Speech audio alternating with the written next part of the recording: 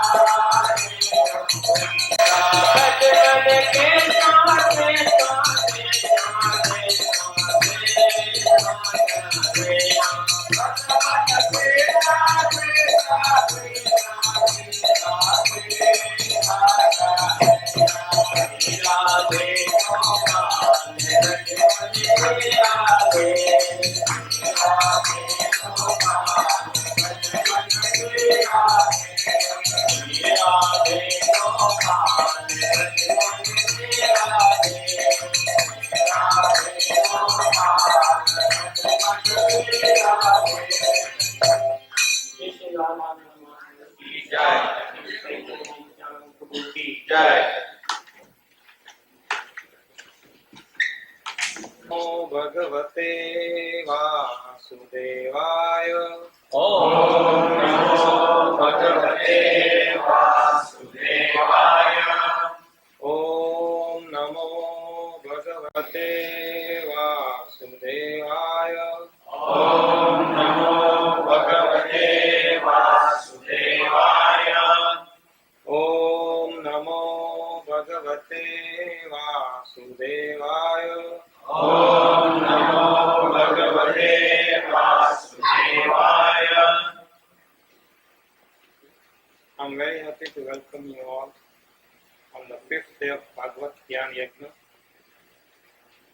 During last 4 days, Srila Gurudev has explained us about Dharma Yoga and the absolute truth about the self and the universe. I'm sure you enjoyed his lectures. Today, Srila Gurudev will tell us about Bhakti, the perfect yoga. Why it is complete? Because devotional service is the culmination of the culture of all knowledge. Now I will request Sri Santibai Dani, Chief Trustee of our Gujarati Samaj of Houston, to offer garland to Srila Gurudev.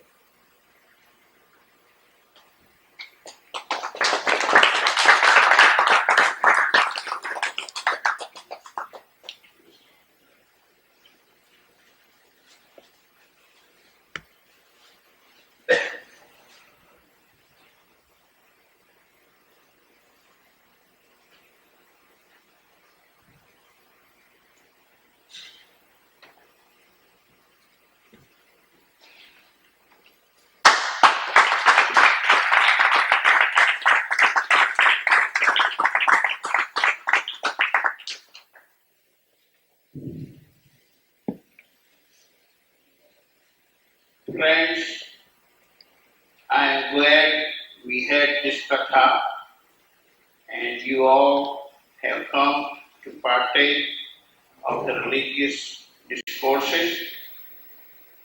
It's the events like this that make us feel at peace.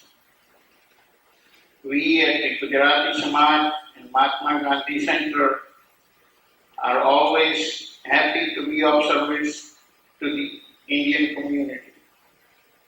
If any time we can make any particular religious event successful, we will be always happy to do our share and then some more.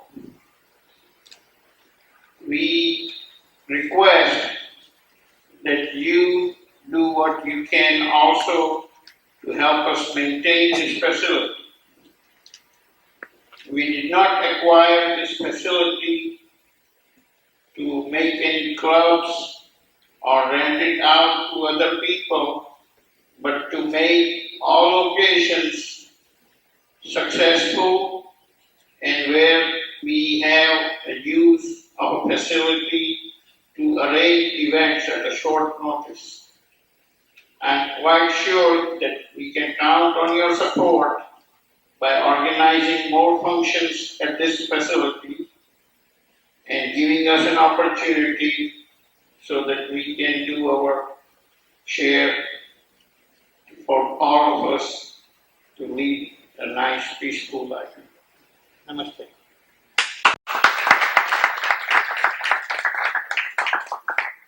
Today's topic is Bhakti, the perfect yoga. Sadakaya Chaksulamilitam Jena Tasmai Sri Gurave Namaha. Sri Chaitanya Manobhistam Stapitam Jena Bhutale Swayam Rupa Kadamayam Dadati Sapandantikam.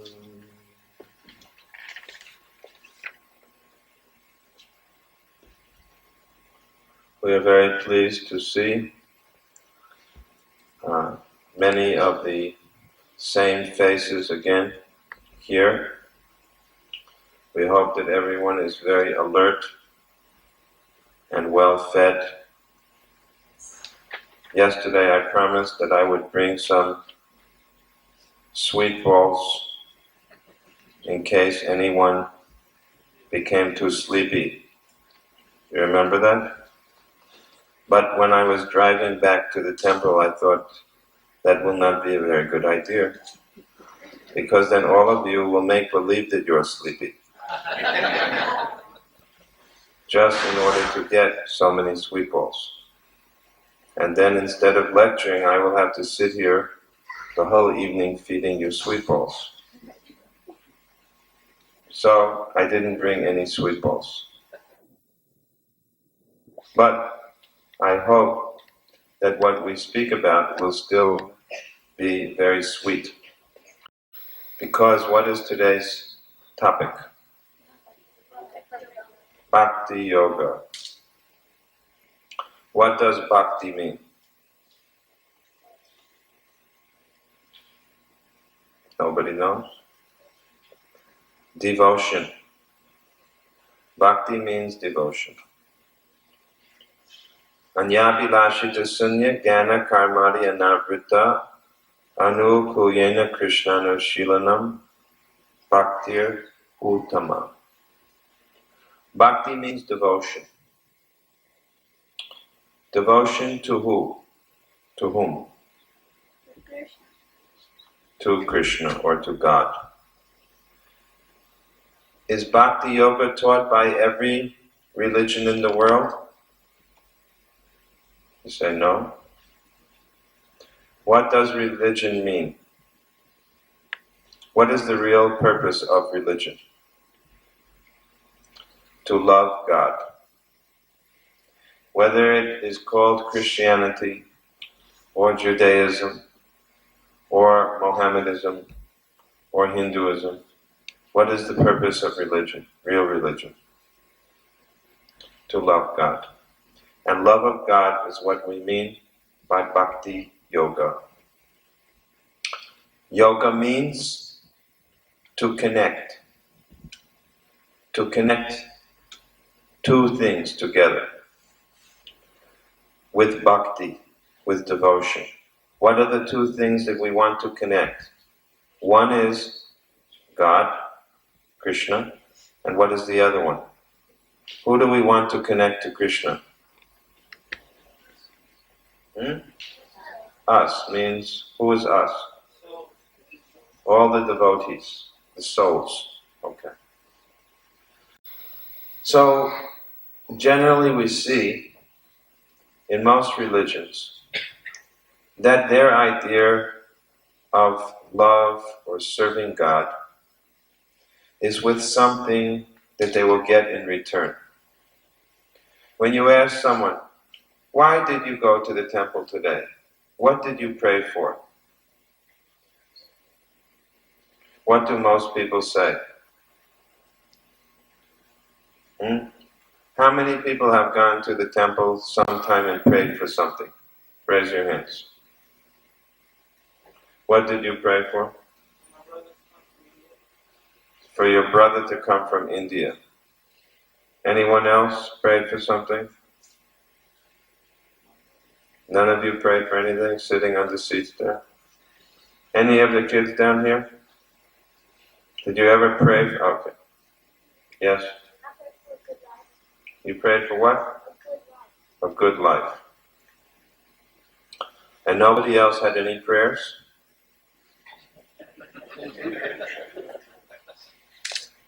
It's hard to imagine that you all have gone to the temple and never made any prayers. You never prayed for anything? Nobody here? Anyway, I'm sure that you were praying for so many things, but because we are just beginning, you are still a little sleepy. Probably you slept from last night until 1 hour before this program. Because according to some of you, you sleep 12 to 14 hours, remember? So,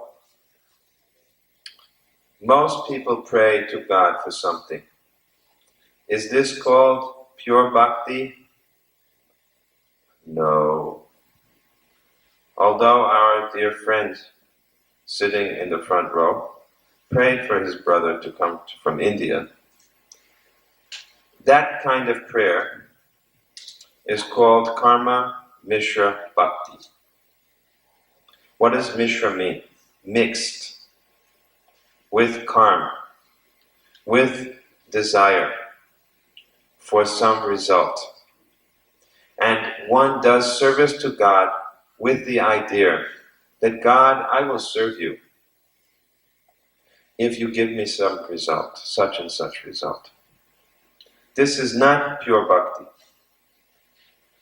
Now, pure bhakti means we are willing to serve God, never mind, even if there is no result.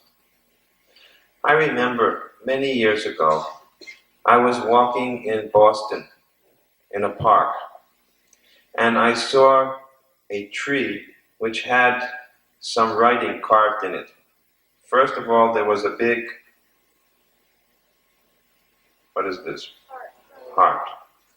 And in it said, John loves Mary forever.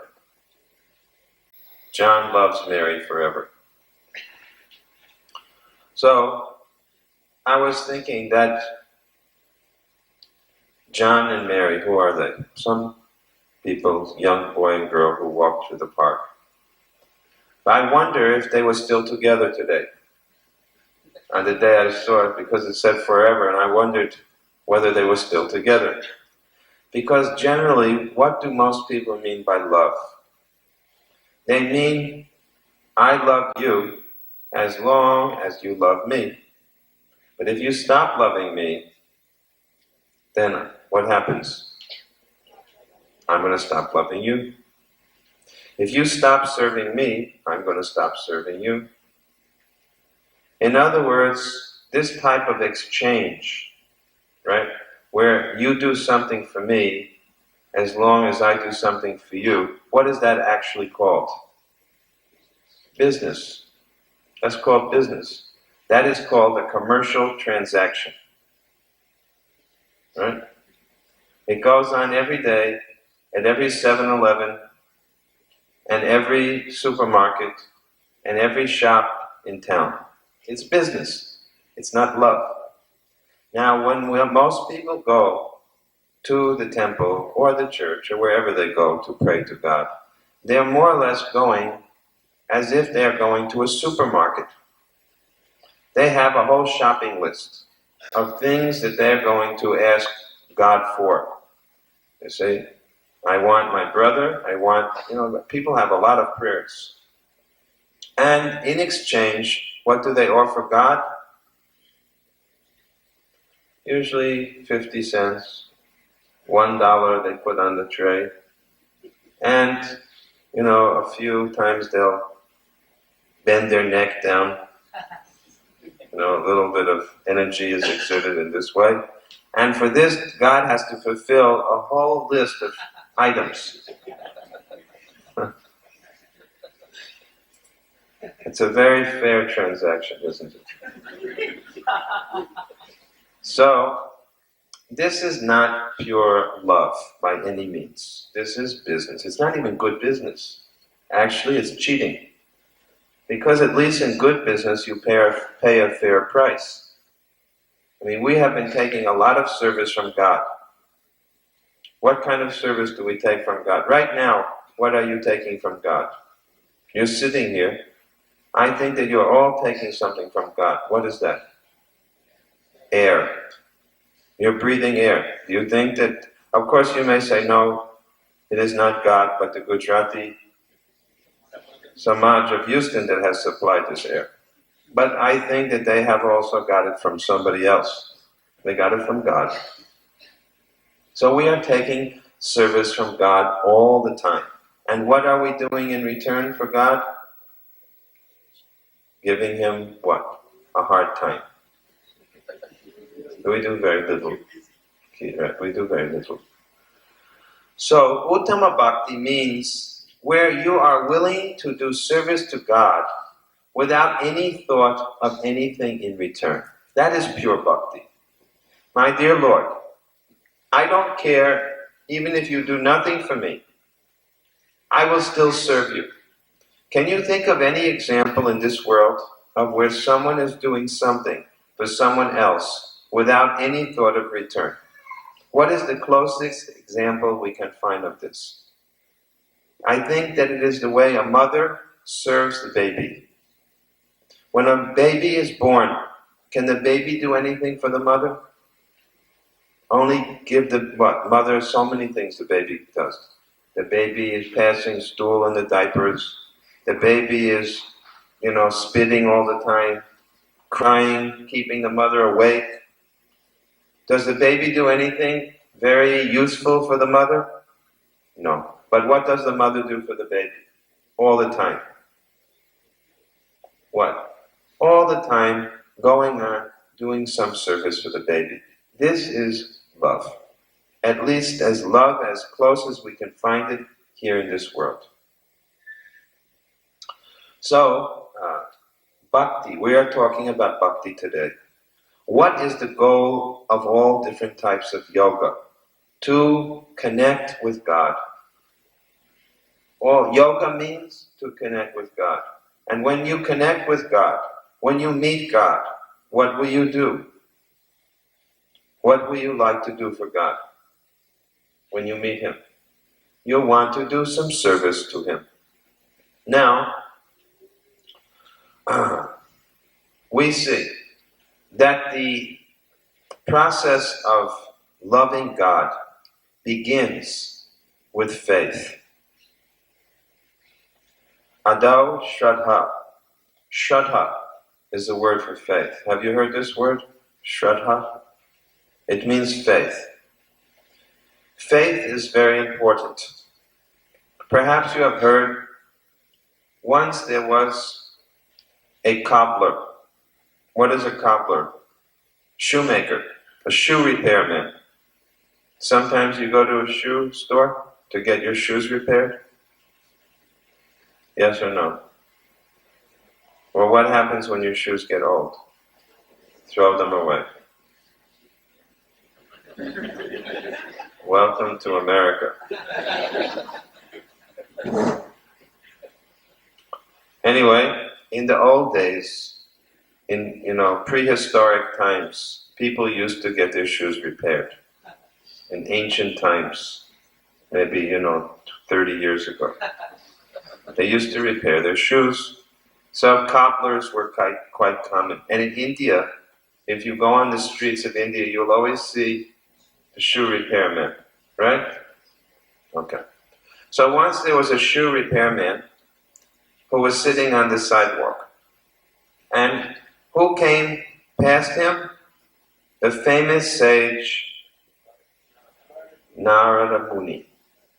Right? We have heard so many times about Narada Rishi. So Narada Muni said, "Oh, my dear cobbler, today is your lucky day. I am about to go to the spiritual world to meet Lord Narayan. Do you have any message for him?" And the cobbler said, "Yes, Narada Muni. I would like to know, please ask the Lord when I am going to be able to return to him and serve him permanently in the spiritual world. This is my question. Please pay my respects to the Lord and ask, when will he take me back?" Then Narada Muni said, "Very good, I will do that for you." And he went on and he met a Brahmin. What is a Brahmin? A priest, right? he met a Brahmin who was very wise, intelligent, and saintly, apparently. And he said, "My dear Brahmin, today is your good day." And he immediately, the Brahmin, offered so many prayers to Narada Muni. He said, "Why?" Narada Muni said, "Today I'm going to visit Lord Narayan. Have you got any question or anything you want me to tell the Lord?" The Brahmin said, "Yes. Please ask the Lord when I will be able to return back to the kingdom of God." Narada Muni said, "Very good." And he went, and he put these two questions before the Lord Narayan. So after some time, Narada Muni returned, and he met the cobbler, as well as the Brahmin. When he met the Brahmin said, "So, Narada Rishiji, have you seen Lord Narayan? What did he say?" Narada Muni said, "I did see him." "Well, tell me, when am I going to go back to join Lord Narayan and serve him as his eternal servant?" And Narada Muni looked down and he said, "I'm very sorry to inform you, but the Lord said it will be many, many births before you can come back." "What? What? Why are you saying many births? What do you mean by that? I am a Brahmin. I am a Hindu Brahmin. Not only that, I'm a Gujarati Hindu Brahmin. I'm very qualified. Most qualified." So Narada Muni said, "I know how qualified you are." He said, "I don't believe it. I don't even know if you really went to Lord Narayan anyway. People say a lot of things about you, Narada Muni. So I'm not sure if you even went there." He said, "If you actually went to see Lord Narayan, tell me, what was Lord Narayan doing?" Narada Muni said, "Well, I'll tell you what he was doing. Lord Narayan he had a camel, and he was taking a camel and putting the camel through the eye of a needle."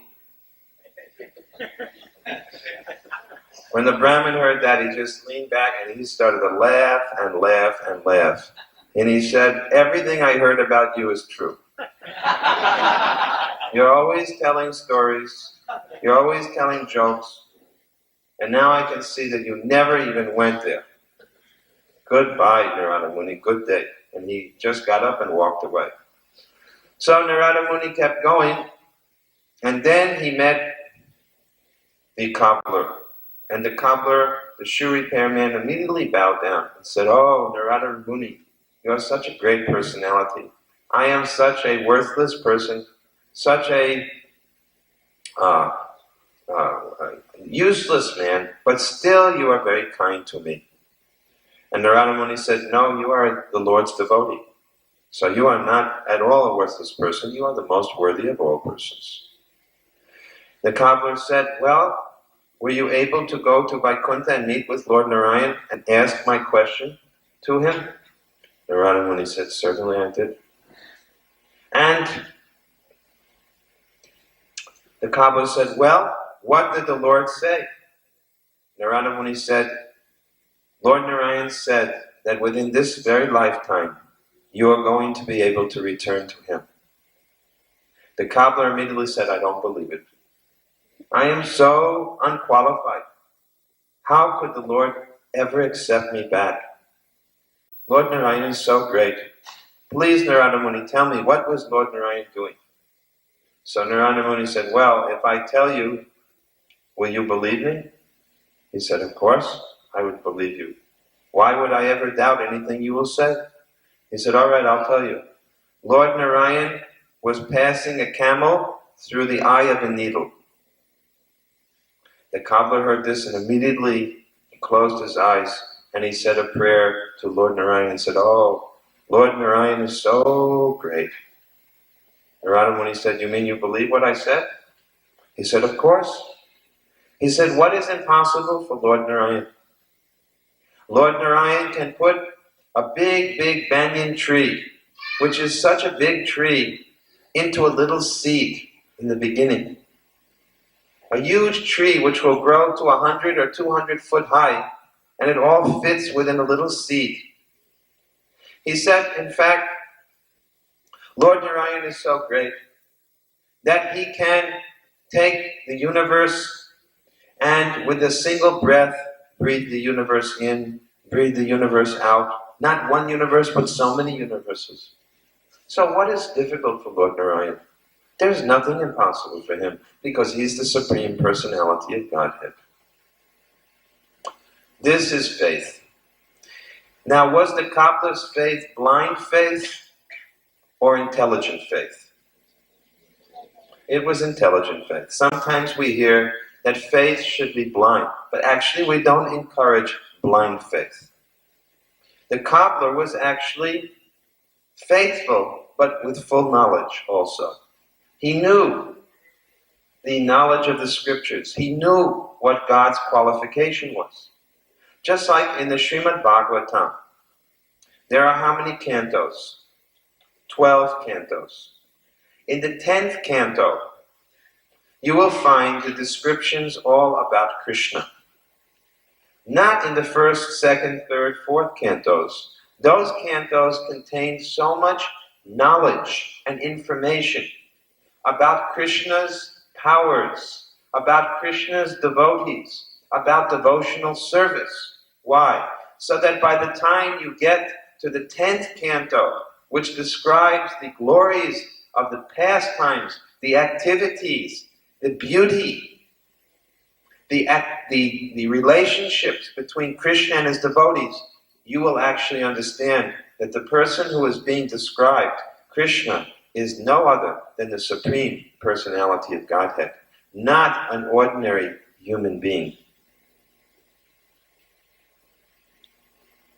So the cobbler's faith was based upon good knowledge. And what else was it based upon? Ado Shraddha Tata Sadhu. What is a sadhu?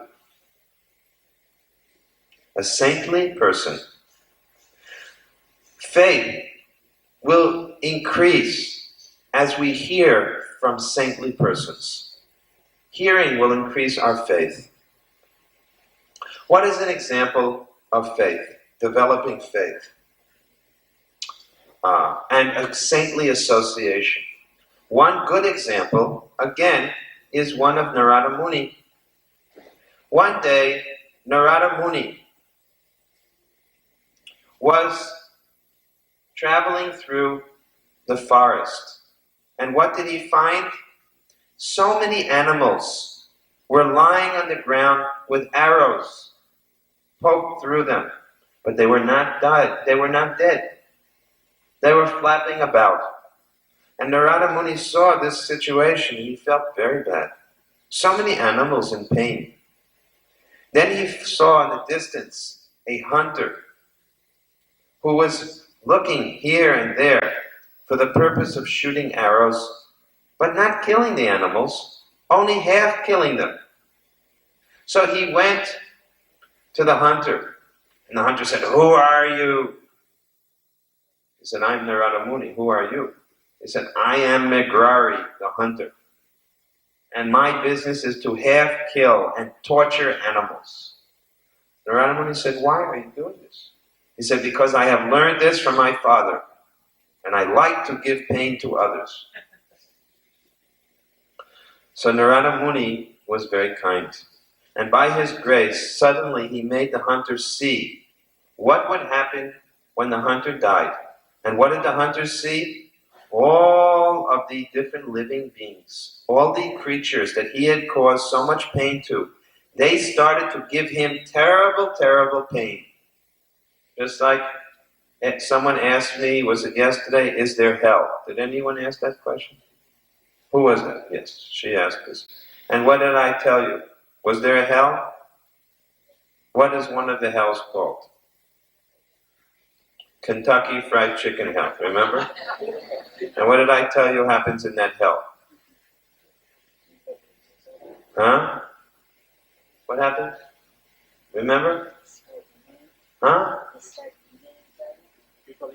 People are eating, yes. Everybody is biting on each other's flesh.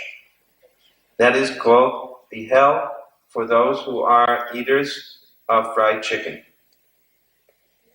Remember? So Migrari suddenly saw all the pain that was going to come to him for this torture that he was inflicting upon these animals.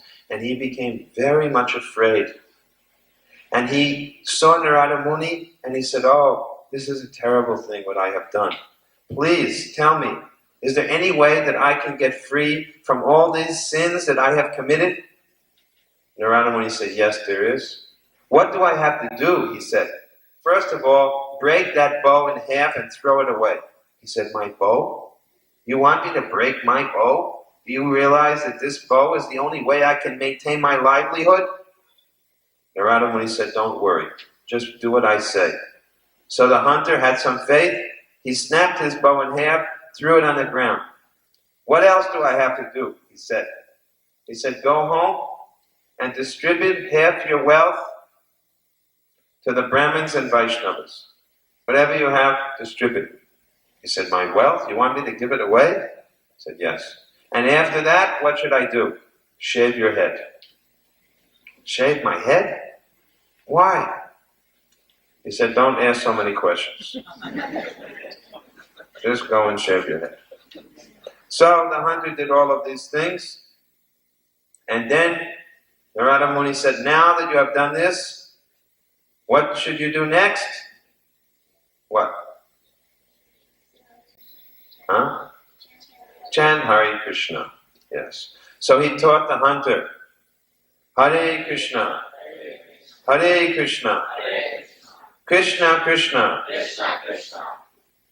I don't hear you. "Hare Hare, Hare Rama, Hare Rama, Rama Rama, Hare Hare." So the hunter was going on chanting, chanting, chanting. And what happened? All of the people in the village heard the change that had taken place in this hunter's life. And they began to bring him so many things to eat. Rasgulla, gulab jamun, sweets. I mean, so many things to eat. And the hunter couldn't believe it. How is this all happening? And then he realized, this is the grace of Narada Muni. I have followed a saintly devotee. Hey, take care of this young boy.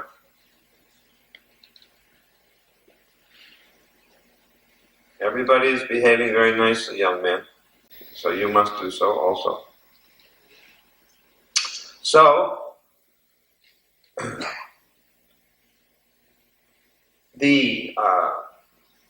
one day, Narada Muni came back with another great soul, whose name was Parbat Muni. And the two of them, how did they get there? What kind of airline? United Airlines? American Airlines? Delta Airlines? Wow. Huh? What? I can't hear you. Say it louder. No wonder I can't hear you. Nobody's saying anything. How did he travel? How does Narada Muni travel? What instrument does he play? A veena. He plucked his veena, and by the veena's power, he flew through the air. Who gave him that veena? Vishnu. Okay? So he came there, and the hunter saw him, and the hunter was about to offer his obeisances to Narada Muni. But what did the hunter see crawling in front of him? What was crossing the path of the hunter? Some small ants. And this same hunter, who used to torture animals, now he would not even step on an ant. And very carefully, he brushed away the ants with his cloth, and then he went and offered obeisances to Naradaji. So this is what happens when you get sadhu sangha, association with saintly persons. And you perform bhajan kriya. What does bhajan kriya mean? Kriya means purification by bhajan, by worship. How do we get purified through worship? The first thing is we have to meet a guru. Who is a guru? Now there's two words, guru and guru. Guru and goro, or goro. How do you say cow in Hindi? But there's another word. Huh? Huh? Anyway, it's close to guru. Not garo. Means? It means in Bengali, a cow. Okay. Yeah, see, I don't know Bengali very well. Guru and Goru. Goru and Guru. So there's a big difference between a guru and a Goru. One is a spiritual teacher, and the other one is an animal. So you should know how to distinguish the two. Of course, sometimes Srila Prabhupada also said that he was like a cow. Because what does a cow give? Huh? Milk. And what is compared to milk? The Vedic literatures. Because milk gives life, and the Vedas give life. So Prabhupada said that I am like a cow, because wherever I go, I give Vedic knowledge. So just like a cow, wherever you lead her, she will give you milk. But actually we know that there's a big difference between a cow and a guru. But some people cannot tell the difference because they do not know how to recognize who is a real guru. How will we know who is a guru?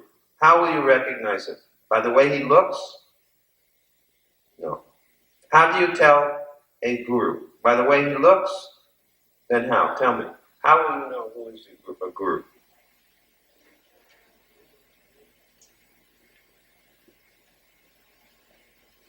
Come on, some very intelligent person.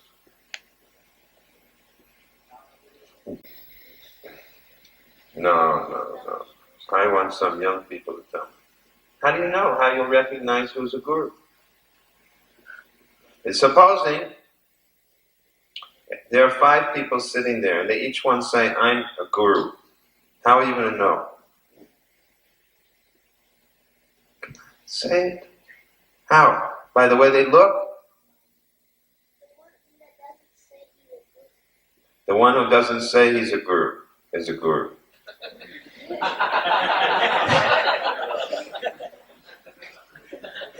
It's like something from Khalil Gibran, you know.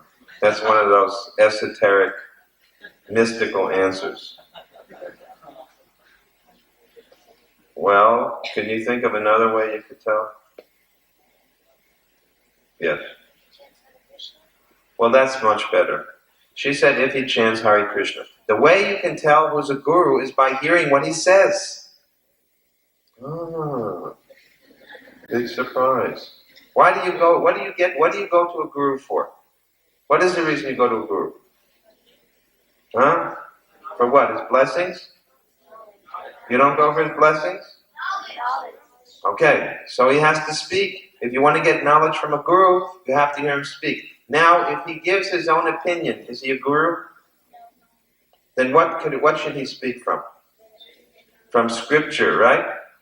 A guru is one who repeats the words of scripture, not who says, I think, maybe, perhaps, in my opinion. This is how you know that he's what?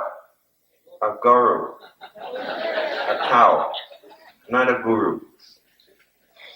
Nowadays we see that many persons who pretend to be gurus actually do not know the conclusion of scripture. What is the final conclusion of all scripture? What's the final conclusion of Bhagavad Gita? That's a better question. What's the last and final teaching of Krishna and Gita? Tell me. You know the verse? Hey, where's my scholar? Wait, come up here. Microphone. I'll tell you, you stand there. I'm sure you know this verse. Wait, go back. Your teacher just said, no, I didn't teach you that. Sarvadamam pradityaja. You don't know this verse? Mam ekam saranam praja. Aham tvam sarva papyo mukshasyami masuchaha. You don't know what the verse means. Everybody else knows this verse, right? It's a very famous verse from Gita. Tell me, what does this verse mean? Clear meaning. this gentleman who always attends my programs. Tell me what is the essence of it? I don't care for a translation, but what is the basic point? Basic point. You give up everything and come and save. Who? Me means? Okay, right? You give up everything and surrender to Krishna, right? Now, how many times you have heard gurus giving lectures? Do they speak this point in each and every one of their lectures as the meaning of spiritual life? Then, now what does this mean? That is the real point. Everyone in India accepts Bhagavad Gita is the standard book of spiritual knowledge. And Bhagavad Gita clearly it is said, Sir Krishna says, surrender unto me, Krishna, and give up everything. And yet so many gurus are coming, so many Swamijis are coming, and they're giving many, many lectures, but do they make this point very clearly, yes or no? Then, are they guru or goro? Alright, that is your conclusion. You have given the judgment. It is not me. Now, you cannot say, well, Tamal Krishna Goswami called all gurus as goros. You yourself have said it. This is a simple point.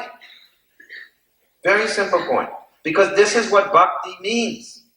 Devotion to Krishna. That is the meaning of bhakti. Bhakti means to connect with God. And God, we have already heard, Krishna stu Bhagavan Swayam.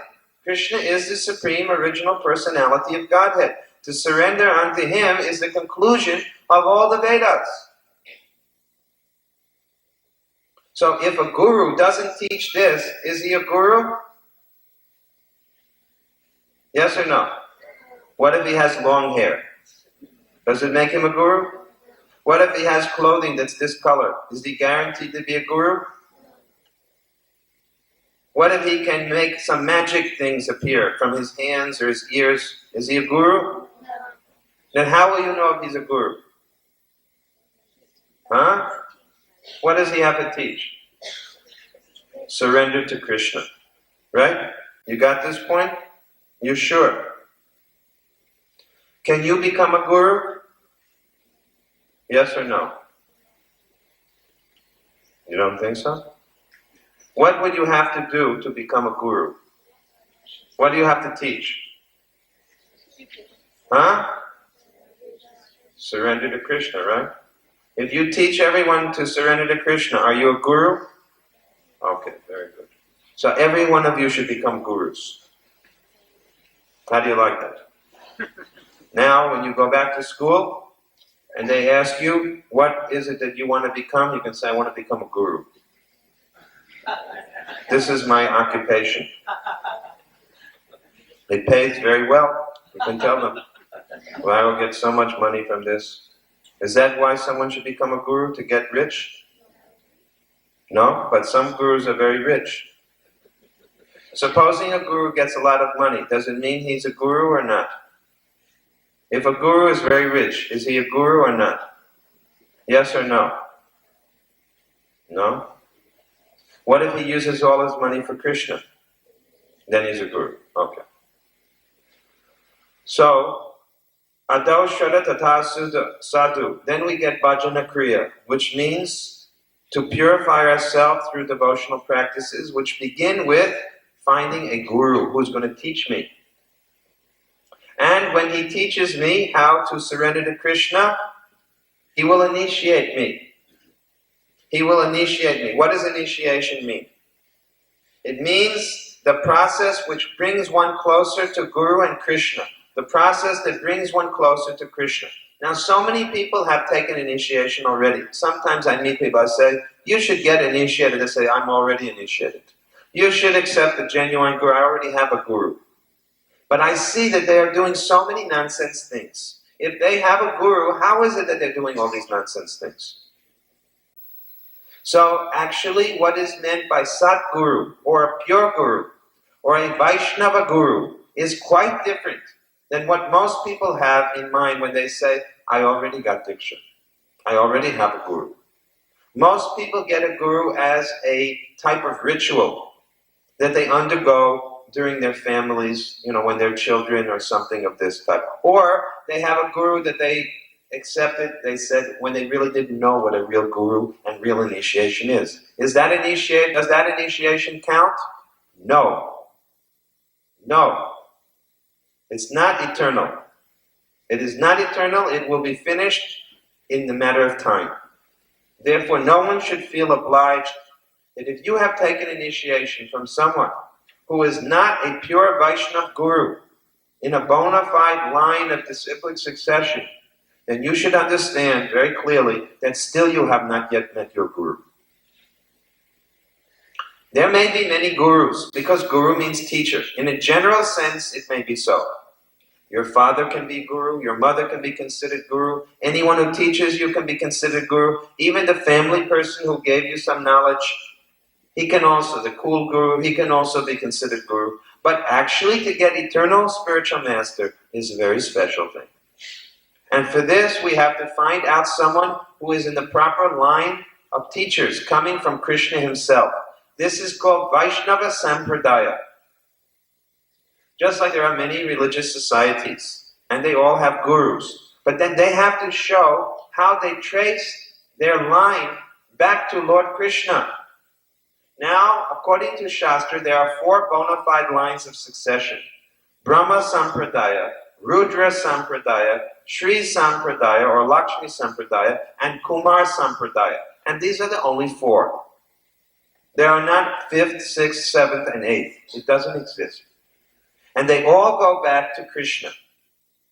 So you have to be able to trace the line from these persons.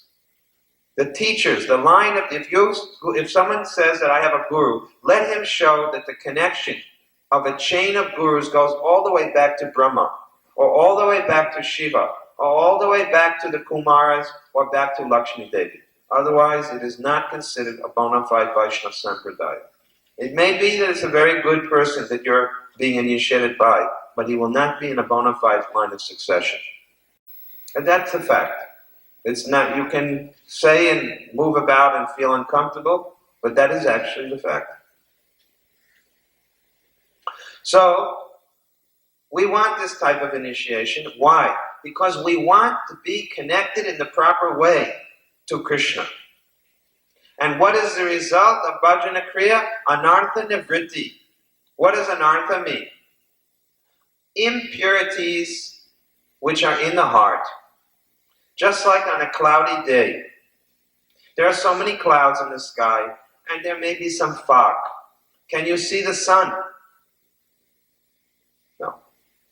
Well, in the same way, the holy name of God, the Hare Krishna mantra, is like the sun. It shines very strongly, unless there are many clouds or a lot of fog. What are the clouds? Material desires in the heart. What's a material desire? Tell me, can you say one material desire? Anything. Any desire you have is probably a material desire. Let me hear. Give me a desire. Go ahead, just say anything that's on your mind. Go ahead.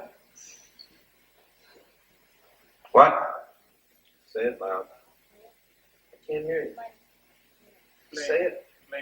A plane. What plane? You want a plane? Is that what you're saying? A material desire means I want a nice dress to wear. I want good marks in school. Come on, there's 1.5 million desires that everybody sitting here has. I want a peanut butter and jelly sandwich.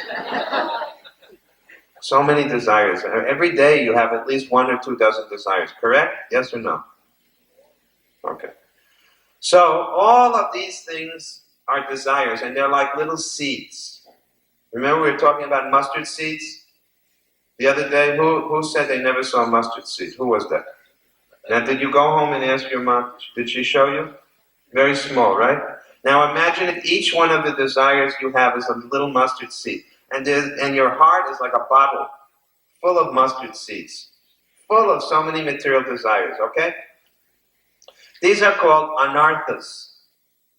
Unwanted things. Unwanted because actually they're like clouds. Every desire is like a cloud. And what is the fog? Ignorance. What does ignorance mean? Ignorance means forgetting Krishna is like the fog. So in all of you, I say, there's so much fog in your head. What does that mean? You're forgetful of Krishna. So much fog is in your head. And there's so many clouds. So when there's so much fog and so many material desires, can you see the sunshine? No. What is the sunshine? The holy name of Krishna. So sometimes people say, I'm chanting Hare Krishna, but I don't feel any difference. Why? Now you know what the reason is. What's the reason? Because of the clouds, because of the fog, because their heart is still full of so many material desires. And there's so much ignorance or forgetfulness of God. No wonder they can't experience the benefit of chanting. Now, how do we get rid of the fog and the clouds? What burns away the fog? The sun, right? When the sun is very strong, eventually the fog is burned away, isn't it? So the fog and clouds can eventually be dispelled by the chanting of Hare Krishna. But it will take time. It will take time. Unless there's only one thing. If you commit offenses against the holy name. What are offenses against the holy name? Give an example. To commit sinful activities on the strength of chanting. In other words, all week long you do so many bad things. And then on Sunday you go to the temple and say, all right, God, I admit it. I did this and this. Please forgive me. And you think, well, this is my religion. As long as I'm honest and tell God everything, He'll forgive me. This is called committing sin on the strength of chanting. And it is called an offense against the holy name of God. If you know that something is wrong, and still you do it, thinking, anyway, I will chant Hare Krishna, and counteract or neutralize that, this is an offense. And this type of offense will never allow you to get the benefit of chanting. In fact, what will happen? The holy name will go far away from you. It will leave you altogether. There are many types of offenses. What is another type of offense when chanting Hare Krishna? Another type of offense is to be inattentive while chanting. What does inattentiveness while chanting mean? You're chanting Hare Krishna and you're stirring the rice, making some rice preparation or, in other words, we see devotees sometimes they have to finish their chanting, right? And they're on their chanting beats and with their left hand they're cooking and their phone rings, they put it down. Yes, Hare Krishna, and they're chanting and they're talking, and they're doing so many other things and they think this is how I'm chanting my rounds. This is not proper. What should you do when you chant? What should you be doing when you chant? You should be chanting. She said you should remember Krishna. Very good. So, now we hear Shravanam Kirtanam Vishnu Smaranam or Krishna Smaranam. What does Shravanam mean? Hearing. Krishna says, Tashnu, hear from me. So when we say Shravanam, who should we hear from? Krishna. Can you hear Krishna talking? If you can't hear directly from Krishna, then who should you hear from? And who's a guru? Huh? Who is a real guru? We just taught you this. One who teaches us about Krishna. So Shravana means to hear from a proper person. And what should be our mood when we hear from the Guru? Tadvini panipratena pariprashnena sevaya. We should be in a mood of offering service. Very simple service to the Guru. Just like in the old days in America, they used to have schools, one teacher and students. What would the students bring the teacher in the morning? An apple. Why would they bring an apple?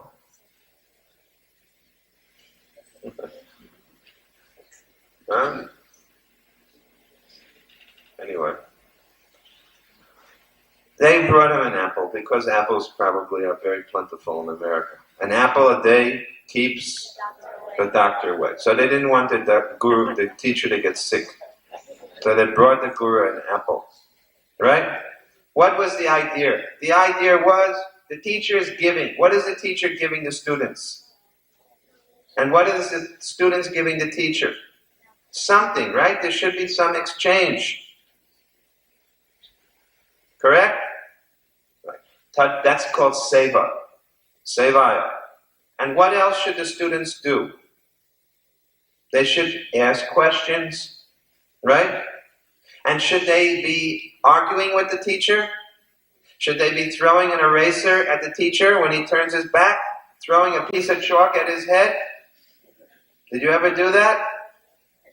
Good, I'm glad to hear that. Does someone do that sometimes? Have you heard of it? Yes. Are they real students? No. There should be an attitude of respect for the teacher, right? Tanvini pranipratena pariprashnena sevaya upadekshanti te jnanam jnanivas tattva darshana. Why do we have so much respect for the Guru? Because he says he's God? No, why? Because he helps us to know God. What does the Guru say? I am the servant of God. He doesn't even say that. He says, I'm the servant of the servant of the servant of the servant of the servant of God. One time someone asked Prabhupada, a reporter asked Prabhupada, what do you think about someone? I think the person he was asking was Guru Maharaji. There was a famous guru called Guru Maharaji. Prabhupada said, they said, what is your opinion about him? So Prabhupada said, well, what does he teach? And they said that he teaches that he's Krishna. Prabhupada said, then I say he's not God, he's dog. What is God? How do you spell God? How? G-O-D. What is G-O-D spelled backwards?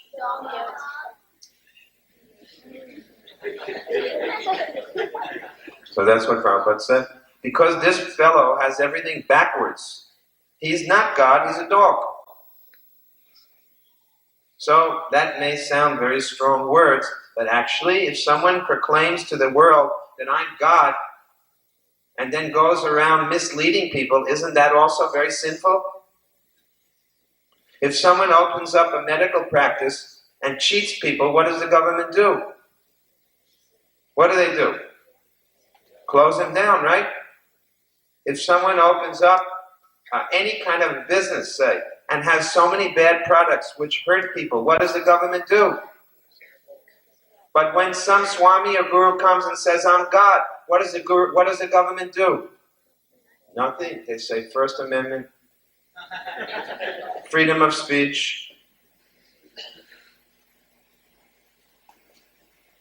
Not only that, so many people will think, great, he's wonderful. So people are angry when they get cheated in any other way. But when a big cheater comes in the name of religion, everybody says, hands off. Hands off, don't touch him. Don't speak anything bad against him. Appreciate all. Why? If someone is a cheater, shouldn't he be called a cheater? Isn't it the duty of the government to tell the people, the citizens, beware of cheating? So who is the government? Krishna. And who are Krishna's policemen? Who? The devotees of Krishna, they are the policemen. So it's the devotees' business to warn everybody, to blow the whistle. Right? To blow the whistle and point out, cheater, cheater. That's why sometimes some people don't like the police. Who is it that especially, well, of course nowadays there are many people who don't like the police because sometimes they go beyond their power. But if a policeman is a gentleman, and he's a very honest fellow, and a good policeman, there's only one class of people who don't like him. Who are they? Criminals. So if the devotees are blowing the whistle and saying, cheater, cheater, cheater, and some people don't like them, then what does it mean? They must be criminals.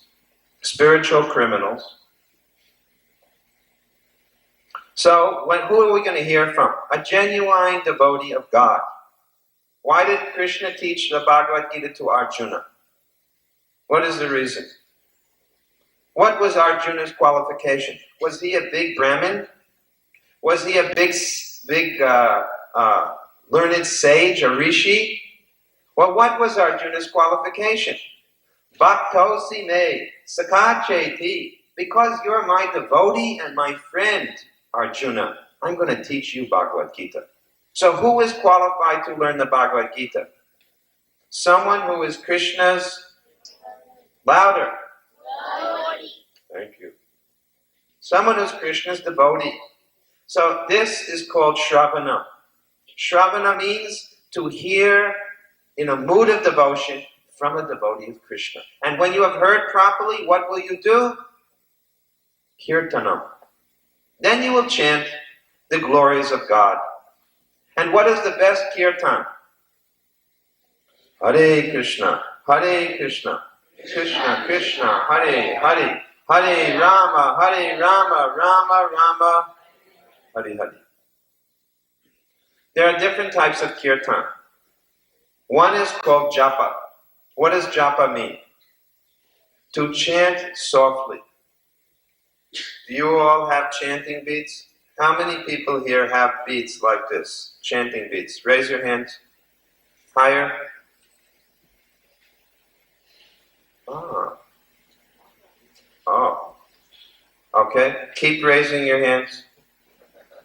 Raise them higher. Higher. Okay.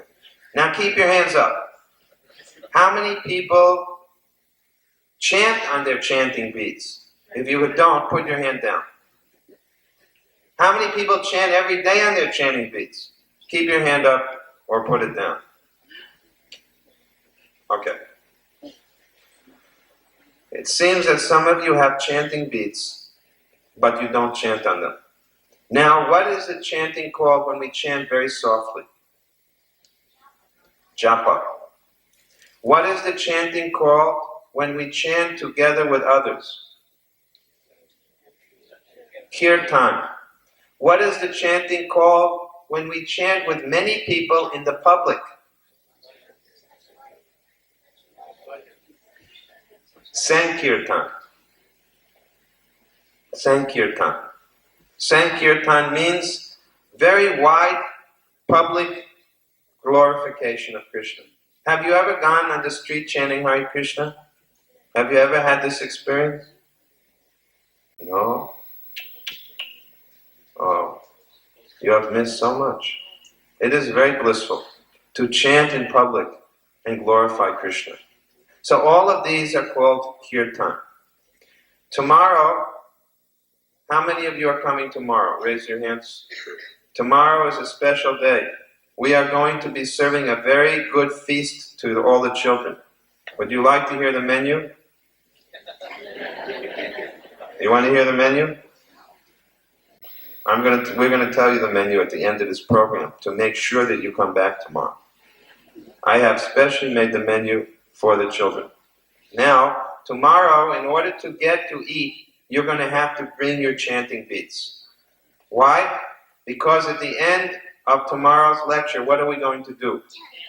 We're going to all chant one mala of the Hare Krishna mantra together. Okay? Everybody remember to bring their chanting beats, right? Okay. Shravanam Kirtanam. After you have heard and after you have chanted, what will be the next thing that will happen automatically? When you have heard about Krishna and when you have sung Krishna's name, what will be the result? Say it now. When I asked you, what should you be doing when you chant? You will remember Krishna. Krishna. Here he is. Stand up. This is our Vice President, new Vice President of the temple. And what is his name? Krishna Smaranam Das. Now you can very easily remember the name of the Vice President of Hare Krishna Temple. As soon as you remember the third principle, Krishna Smaranam, he will come in your mind. Is that what should be in your mind? Huh? It could be, because he's Krishna's devotee. And if you remember Krishna's devotee, then you will surely remember Krishna also. Because what is a devotee of Krishna always doing? Chanting and glorifying Krishna. So to remember the devotee of Krishna is as good as remembering Krishna, isn't it? Then what will happen next when we remember Krishna? Now what does it mean to remember Krishna? Do we remember Krishna? Let's think. All of you have seen pictures of Krishna, right? Do you remember a picture of Krishna standing on a lotus in the middle of the Atlantic Ocean? Have you seen a picture like that? Krishna on a lotus in the middle of the ocean. You've never seen a picture like that? How about Krishna in the middle of a cloud? There are many pictures like this, and I'm surprised you say no. Now, these artists certainly did not know who Krishna is. Because does Krishna stand in the middle of clouds? Does Krishna stand in the middle of an ocean? Where is Krishna? In Vrindavan. And what is Krishna doing? Or who is Krishna with? Huh? Devotees. So we want to remember Krishna in connection with his devotees. And what should he be doing? Some activity with them. Right? Correct? This is Krishna Smarana. Then what is next? Pada Sevanam. What does pada mean? Pada. You don't know? Feet. What does seva mean? Service. Serving the feet. What does that mean, serving Krishna's feet? What do we do with Krishna's feet? Just wash them. Why? Are they very dirty? Then why is Krishna's feet? Why is everybody wanting to wash Krishna's feet? They must be very dirty, or is there some other reason? What's there? What's on those feet that everybody wants to wash them so much? Go ahead. Special marks? So what are they going to do? Wash the marks off? What's so special that everybody wants to be washing Krishna's feet? What are they trying to get from the feet? What is the feet of Krishna called? What kind of feet? Lotus feet? Why? What is it? They are made of lotus petals? And why are Krishna's feet lotus feet? What does this mean? And why are they always being washed? Come on, you're all talking about this all the time, and I've seen some of you are doing puja. Yes, please. They're dirty. Okay, maybe you're right. What kind of dirt do they have? Do they have ordinary dirt? No. They have spiritual dirt. What is spiritual dirt or spiritual dust called? Chintamani dust. It is the dust of the spiritual world. What is it really that we want to get from Krishna's lotus feet? Huh? What? But what is it that we want to get? Huh? It is the only thing which satisfies the hearts of the devotees. Because the lotus feet of Krishna are the most dear to the devotees. And the devotees want to hold the lotus feet of Krishna on their heart. Because it means it is the position of full surrender. When Krishna bestows his mercy on someone, then he may let them hold his lotus feet. Or he may do other things as well. Who is very famous for worshipping the lotus feet of the Lord? Lakshmi Devi. Doesn't she? What does she do with Lord Narayan's lotus feet? Massaging them. Who is very famous devotee for, who is very famous for chanting? Which is the most famous devotee who became perfect by speaking about Krishna? Remember in the first lecture I gave, someone said, we hope that you will all be like, and listen very carefully. Who is famous for hearing? Who is that king who became perfect simply by hearing? Maharaj Parikshit. And who did he hear from? Sukadeva Goswami, famous for speaking kirtan. Right? Shravanam, Kirtanam. And who is the famous devotee who always remembered Krishna under all circumstances? He's a small boy. Prahlad Maharaj. Then what comes next? After Padasevanam? Archanam. What does Archan mean? Worshipping, puja. Right? So everyone should learn to do puja. Do you all do some puja every day? How many people? Raise your hand. Good girls and boys. Let me ask you something. Who do you do your puja to? Krishna. Really? You also? Krishna? So fortunate. You're very fortunate to do this. What about doing puja to the ice cream man who comes around the block? No puja to him? You don't offer him any donation? Good. I'm glad to hear that you are such strict devotees of Krishna. So this is called Archanam. And what is next? Vandanam. What does Vandanam mean? Prayers. What is the best prayer to say to Krishna? Well, now you're all saying that you do puja. I'm going to check this. Please tell me what is your prayer when you're doing puja.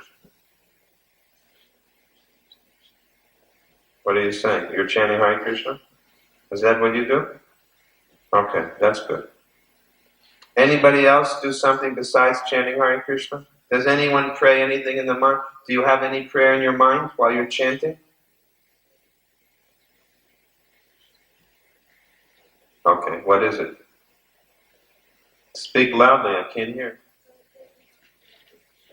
For a good and healthy life.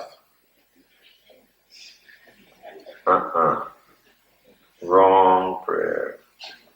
But don't feel bad. I'll tell you the prayer to say. What else do we pray? Who else said that they worship Krishna? Okay, what's in your mind when you chant Hare Krishna and worship Krishna? What's your prayer? Huh? Speak loudly. What? I chant Hare Krishna and sing Guru Vandanam. Alright, what does Guru Vandanam mean? teachers. Which teachers? Which gurus?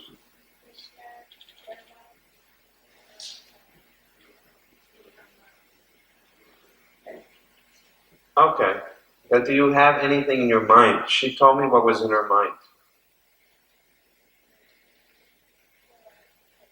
Huh? A good life. How many people pray for good life? You're so selfish. When Mother Yasoda, who is Mother Yasoda? When she's, whose mother? Your mother? Krishna's mother. When she does puja to Krishna, what does she pray for? A healthy, good life? Then what does she pray for? Krishna's healthy, good life, isn't it? What does puja mean? You see, now just pay attention. Remember what I said earlier when I said that we don't love God, we're doing business with God? Were you here when I spoke those words? You remember that?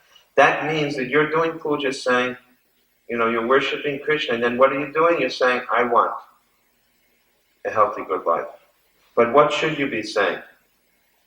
My dear Krishna, I want to serve you.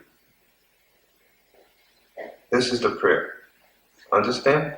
From now on, you say to Krishna, my dear Krishna, I don't want anything else in life but to serve you. If I can serve you, I'm happy. Understand? Does everyone understand this prayer? Let us repeat it. My dear Lord Krishna, please let me serve you. That's all you have to pray. In your mind, that's what you should think. Understand? And then, anyway, that's what you should think. So this is Vandana. Then what comes next? Dasyam. What does Das mean? Remember someone said, can we name the child Krishna? Remember you were asking me this? Didn't you say this yesterday going outside? She did, but you asked me. You said we shouldn't give anyone Krishna's name. And I said, what should we give the name? Krishna Das. Okay, what does Das mean? Servant of. Who is the best servant of the Lord? Hanumanji. Right? Jai Hanuman. Hanuman ki. Ramchandra ki. Very good. Okay. So Hanuman is very famous for serving the Lord, right? What does Hanuman say? He says, I am always Ram's servant, and I will never be anything but Ram's servant. If anyone suggests that I be anything else, I will kill them.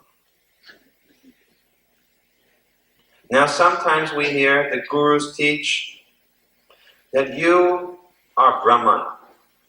Right? Sometimes the teachers are speaking, a Swami will give a lecture and he'll say, everything is Brahman. Brahman, Brahman, Sarvam Kalvidam Brahma. They'll say so many things. If someone told Hanuman, you are Brahman, you are Brahman, you are Krishna, you are Ram, what would Hanuman do? He would go, take him by the neck and strangle him. Isn't it? Do you think Hanuman wants to be Ram? Does Hanuman want to become one with Ram? What does Hanuman want? To be a servant of Ram. When? Now or forever? You mean he doesn't want to go into the Brahma Jyoti and become part of the light coming from Ram's body? He doesn't want to merge in Ram? Okay. You understand this point very clearly? It's a very important point. That's Das, servant of. Who else is a servant? Lakshmi Devi. Today we were having lunch with one of our members, and we were talking how Lakshmi Devi sometimes wants to go to Vrindavan and be like the gopis. Can she do it? You say yes, but she can't. No, she cannot do it. Why not? Why not? Tomorrow we will tell you why not. Something should be left for the final day. Then what comes after Dasya? Sakya. What does Sakya mean? Krishna's friend. Krishna's friends. Who is the most famous friend of Krishna? Who? Sudama. Who?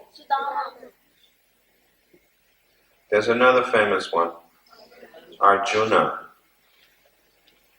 So being a friend of the Lord. Right? And what is the final position? Atma Nivedanam. What does Atma Nivedanam mean? To give everything to God. How many people here are giving everything to God? Raise your hand.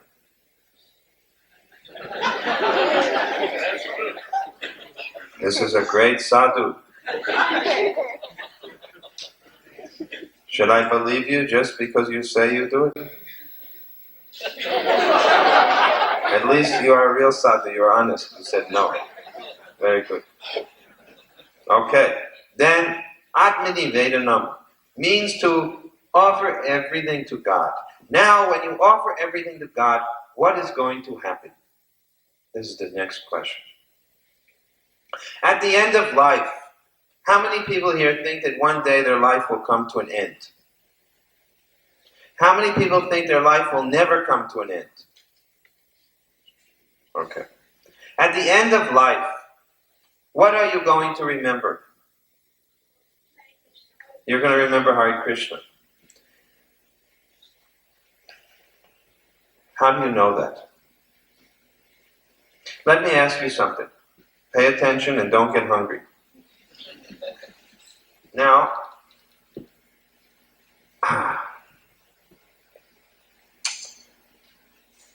every day, how much time do you remember Krishna? What percentage of the time? How many hours a day?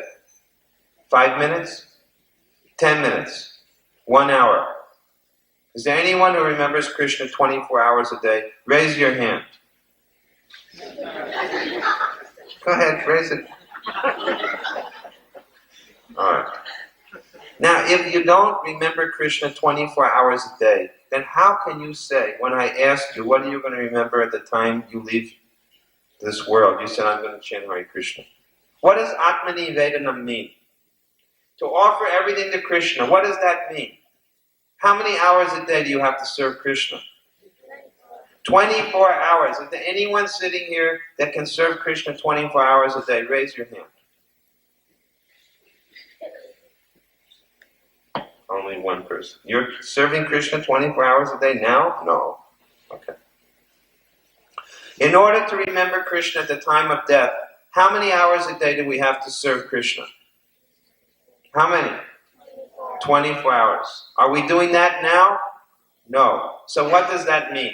It means that gradually we have to increase our service to Krishna. How many years old are you now? Say about 10 years old?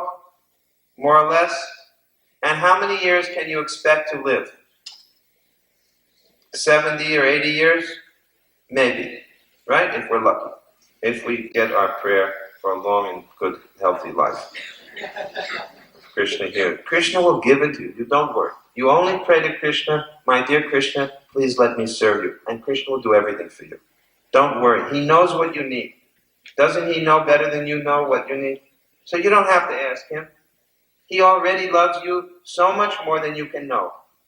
So all you have to do is love him and he'll do everything for you. Now, if you can remember Krishna perfectly at the time of death, what will happen to you? Tell me what's going to happen to you. Someone from the audience, some big kid. Come on. Someone raised their hand. Go ahead. Okay, yes. You go to Krishna. Where will he be? Okay. Not immediately. There is one in-between destination first. One stop in between the spiritual world and this world. Where is that? The universe where Krishna is doing his Leela. You have to go there first. Why? I'll tell you why. Have you heard the word prema, Krishna prema? What does Krishna prema mean?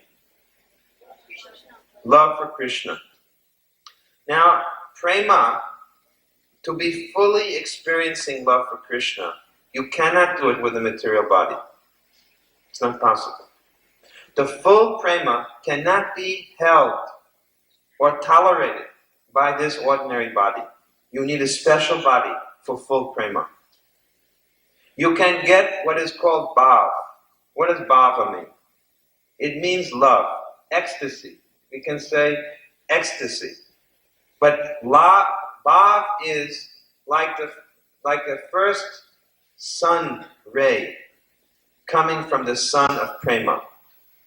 When the sun rises and the first beam of sunshine comes over the horizon, that is called bhav, bhava bhakti. And this is what we can hope to get in this life. It is prema, but it is only one ray of prema. Understand? To get the full prema, we require a special body. What is that body? We have to go to the universe where Krishna is showing his Leela. And we have to take birth there, in that Leela stan, in that place where Krishna's Leela is going on. And in the association of Krishna's eternal parikar. Who are they? The eternal associates of Krishna. In their association, we will get the prema fully. Because who has this prema? These eternal associates of Krishna. Nanda and Yasoda. Krishna's friends, the cowherd boys, the servants, and the gopis. They have full prema. And they can give it to us. And they will give it to us when we go to that universe where Krishna's Leela is going on. And there we will finally perfect all of our service to Krishna. And then where will we go? Now your answer is correct. Then we will go back to home, back to Godhead, back into the spiritual world, the highest planet of all, which is called Goloka, Krishna Loka. The whole spiritual sky is called Vaikuntha. Vaikuntha, no anxiety. And the highest planet in that spiritual sky is Goloka, the planet of Lord Krishna. In that planet, who is there? There are 3 sections of that planet. More or less 3 sections. Mathura, or Dwarka, Mathura, and Vrindavan. Dwarka, Mathura, and Vrindavan. Which place you want to go? Where do the Gujaratis go? Dwarka. You want to go to Dwarka? Huh? Then you're not a Gujarati? Are we Gujaratis? Yes or no? How many people say we are Gujarati? Raise your hand, please. Raise it higher. Don't be shy. Are we the body or the soul? Huh? How many people say they're soul? How many people say they are Gujarati soul? Come on. Raise your hand. What's wrong? You're not Gujarati souls? How many people? Maybe you're American souls? How many people think that they're Gujaratis? Raise your hand. How many people say that they're the body or the soul? How many people say that they are the body? Raise your hand. How many people say that they're the soul? Raise their hand. Are you the soul or are you the body? How many people say that they're Gujaratis? Raise their hand.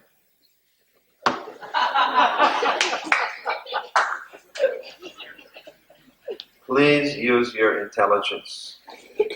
Maybe you see, I should have brought some sweet balls. Okay. Now listen to me. Listen. Is the body the Gujarati or is the soul the Gujarati? The body or the soul? Is the body a Gujarati or is the soul Gujarati? Of course it's the body. Stop saying the soul. Now if the body is a Gujarati, are you your body, yes or no? Then are you a Gujarati? Then what are you? And what is the soul? Servant of... Okay, who are you? And who are you? Servant of Krishna. Do you understand? Is Krishna consciousness, is Bhakti Yoga for Gujaratis? Is it only for Gujaratis? Am I a Gujarati?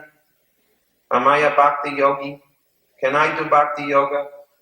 Am I a Gujarati? Am I, what? Am I, what should we say? Am I an Indian? Are you an Indian? You are?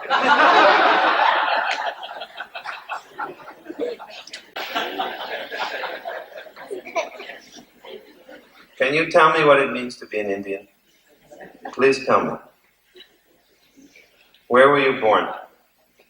How many people were born in America? Raise your hands. All right, how many people are... Okay, put your hand down. How many people are Indians? Raise their hands.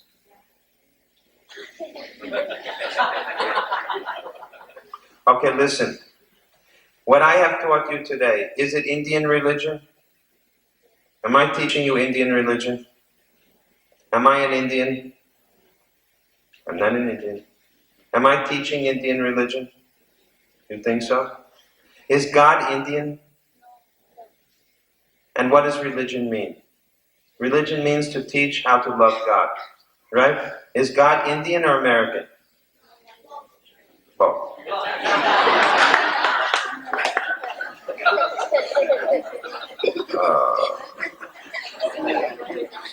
That means you're Indo-Americans.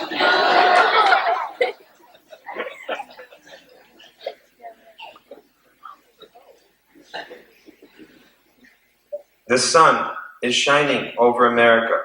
Is the sun an American sun? Does the sun also shine over India? Is it called an Indian sun? Why? Because it's above India, it's above America. The sun is for all the countries. Is God Indian or American? He's above these things. Is Krishna an Indian God? Is this Indian religion? What is this? What is the real meaning of this religion? What is the word that we use? Sanatan Dharma. You think Sanatan Dharma is for Indians? Then why I am following? Sanatan Dharma means eternal religious truth. It's good for everyone. Sugar is what? Sweet, right? Can you separate sweetness from sugar? No. If sugar is not sweet, is it sugar? The soul is its servant of God. That is its eternal nature, right? That is actually what the soul is. Is the soul a Hindu God? A Hindu soul? No. Is there such a thing like this? The soul is the servant of God. That is the ultimate truth of the soul. Now, where are we going on this point? We are trying to say how to go back to the spiritual world. And what will you do there? What kind of service are you going to do for Krishna? When you go back to the kingdom of God, what will you do? What type of service will you do for Krishna? What are the devotees in the spiritual world doing? Some of them are like trees and grass. What do they think of Krishna? Oh, God is so great. Krishna is so beautiful and great. But can they do much service to Krishna? Not so much.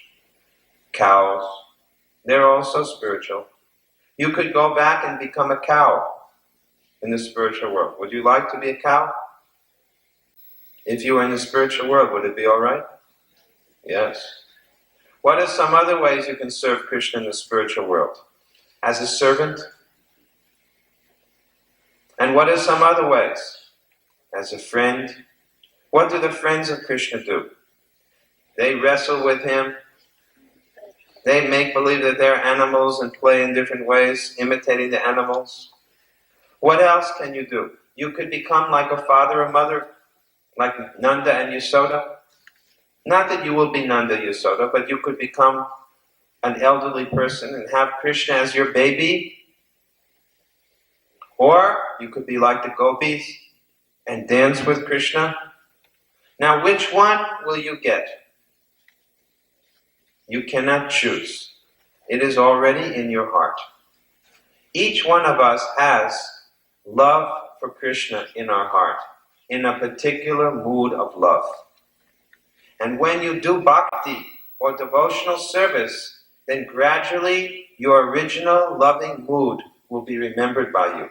And you will naturally feel attracted to serve Krishna in a certain way, as a friend, or as a parent, or as a lover. It will come naturally. Not now, not at the stage that we are at now, but when we actually become pure devotees of the Lord. So this is the final perfection of Bhakti Yoga. This is the goal of Krishna consciousness. Now we will stop here and ask if there are any questions.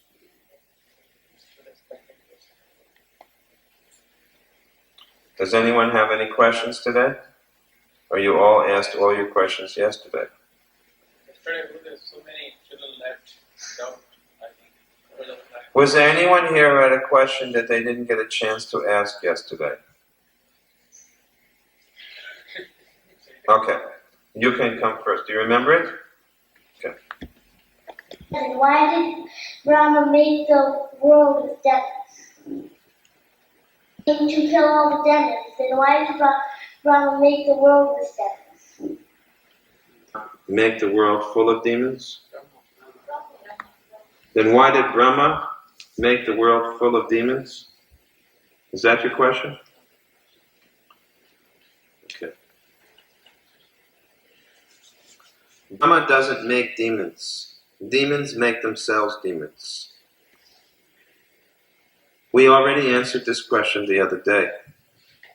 People don't serve God, not because God forces them that way, but of their own, they don't serve God. Of their own, they don't serve God.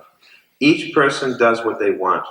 God does not force one to do one thing or another thing. So, when Krishna kills a demon, or Ram kills a demon, is it good for the demon? Yes or no? Very good. It purifies them of their sin. So, it is good to be blessed by God, but even if one is killed by God, there is also benefit. Another question? If people are bad enough, Say that again. Say it again. If people are bad enough, will they stay in hell for more than 1,000 years? Yes.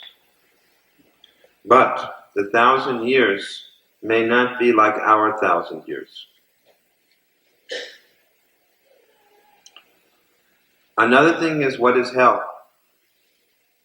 Do you think this material world is heaven or hell? Somewhere in between. So, if you had your birth in the body of a tree, wouldn't that be hellish? Right? So one of the ways that people stay in hell or suffer for 1,000 years is they take many births in a lower species of life. Understand? Can the soul take birth in the body of a tree? Could you become a tree in your next life? And if you did, wouldn't that be like being in hell? Okay, you understand? So thousands of years in hell can mean taking many births in lower than a human form of life. Okay? Another question? Do with the lighter, but Doesn't matter. why do you carry a stick with you?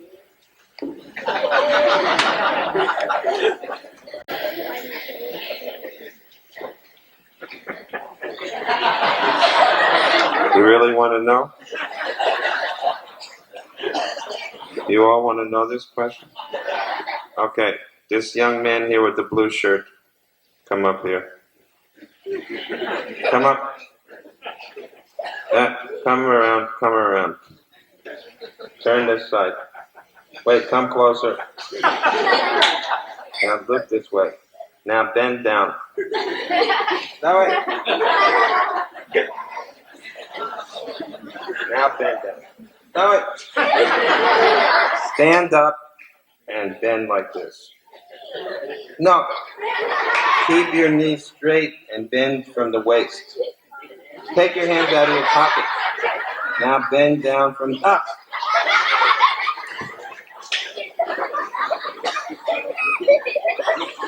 Just bend the top part of your body down. Okay, now don't look at me.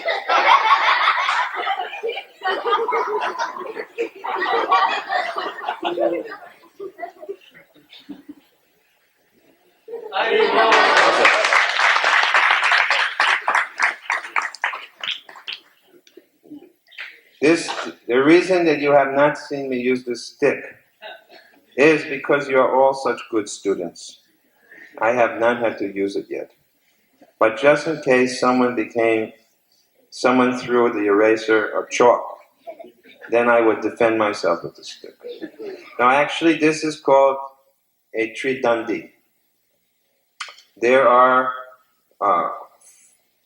4 rods in here, but one of them is cut short, so we say there are 3 rods. There are 3 bamboo sticks inside, and they stand for body, mind, and words used in the service of Krishna.